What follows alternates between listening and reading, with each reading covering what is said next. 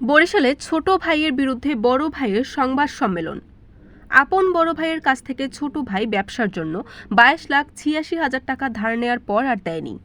ছোট ভাই বরিশাল ৪ আসনের সাবেক এমপি পঙ্কজ নাথের ক্ষমতার প্রভাব বিস্তার সহ ৯-৬ কথা বলে যাচ্ছে, এমন অভিযোগ এনে সংবাদ সম্মেলন করেছে বড় ভাই।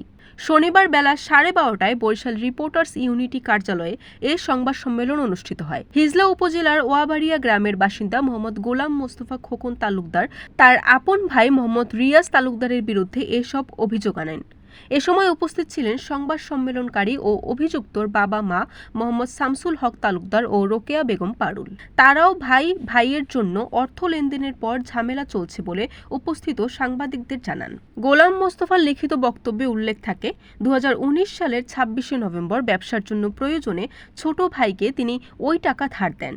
পরে টাকা চাইলে নানা সমস্যার কথা বলে এড়িয়ে যান।